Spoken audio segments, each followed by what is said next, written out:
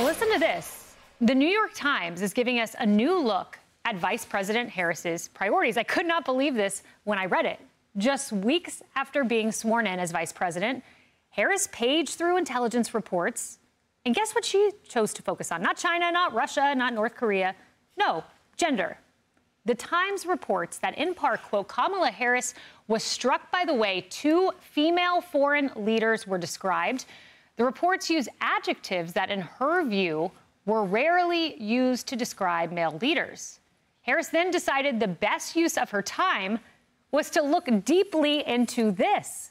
Quote, Harris, the first woman to hold her office, ordered up a review that scrutinized multiple years of briefing reports from various intelligence agencies looking for possible gender bias. That was the priority. But Harris's in-depth critique fell flat. According to one senior intelligence official, the study found that some questionable word choices had occurred, but there was no widespread pattern. You know, Kennedy, I just cannot imagine.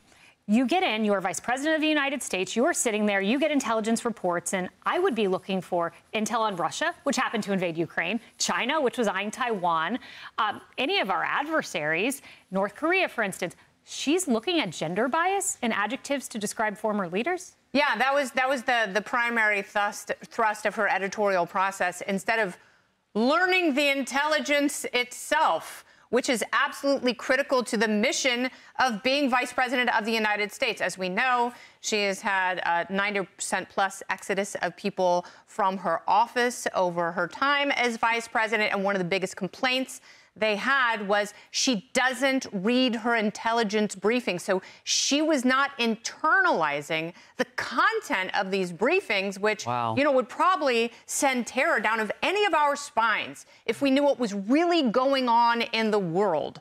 But she wasn't even reading that part. She was too worried about things like pronouns and adjectives, which is great if you're a fuss budget librarian, but not so good if you're vice president of the United States. This is obviously, you know, a very big DEI push within her philosophical view and within her campaign, which is about as popular right now as flash mobs and skinny jeans. That's a comparison. Yeah. You know, Emily, we did find a deliverable for Kamala Harris. We should, like, Fox News alert this. So here's a deliverable from the New York Times article. The exercise had an impact. Intelligence officials added a new training class for analysts on how to judge and assess female foreign leaders, according to another official. I want my intelligence officers being trained on looking for granular detail that maybe would broadcast the plans of Iran. But no, we're concerned about adjectives. Right, and that means what that deliverable means is that our tax dollars were wasted on people wasting their time to fulfill a box being checked. Look, I wholeheartedly agree with you, and I have to say I'm not surprised.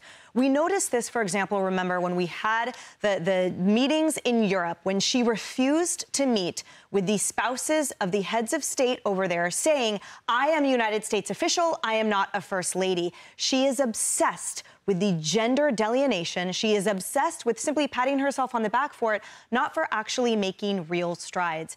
The thing that's the most frightening to me is the fact that those intelligence reports are the painstaking result of a lot of amazing individuals that put their lives on the line every day in the shadows for this country and in service. And for our vice president to skip the forest for the trees and say, well, let's just have a study and make sure the sentences have periods at the end of them. That's what I'm supposed to respect. That's what those people in these intelligence communities are supposed to strive for.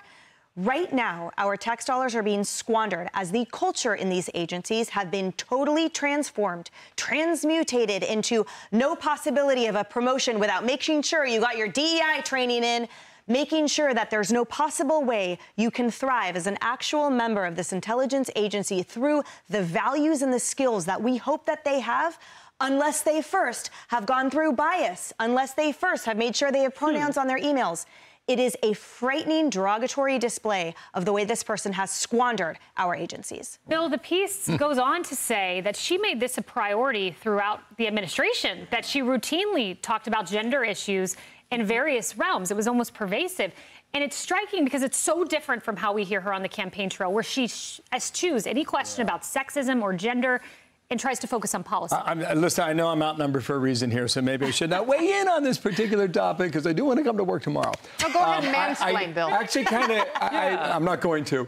I kind of agree with big words. With what Kennedy said. I think it gives you insight a little bit into her mind frame as she came into Washington, D.C., out of California with a DEI influence. I guess my only rationale would be, how did Nikki Haley behave when she was at the UN?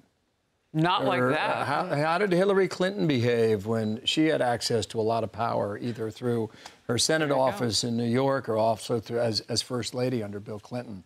I haven't heard any of that from either one. Look, her number one job, any leader of the United States in the White House, is to keep us safe. That's right. So if the woman who helped break the border, and by helped, I mean the president put her in charge, and so she broke it. But I guess she can share that part of her job. She says she and Biden don't have anything in common. They have that in common. They can both own it. This woman wants the nuclear codes. Yeah, but she can't stay focused on the fact that North Korea just put troops on the ground in Russia against Ukraine, sitting right next to NATO members, Poland. I mean, this is really frightening. So when it comes to the border, for example, she offers only Congress, an immovable body caught up in inertia and legislative constipation. She doesn't offer to do anything as president on her own. No, like, really well thought out former prosecutor, style executive action or order. She wants to put it in the hands of someone that she can't even focus on. Like, who's going to have bicameral? Like, will she have bicameral majority? Will the House lose members for one party, gain it for the other? She doesn't even know what that landscape is going to look like. She wants to lie to the American public and say she can keep us safe by forcing them to pass legislation to fix what she broke. Well, we have 2 new wars, that's a fact, and a country fallen to the Taliban. Maybe we now know why. Hey everyone, I'm Emily Campagno. Catch me and my co-hosts Harris Faulkner and Kayleigh McEnany on Outnumbered every weekday at 12 p.m. Eastern, or set your DVR. Also, don't forget to subscribe to the Fox News YouTube page for daily highlights.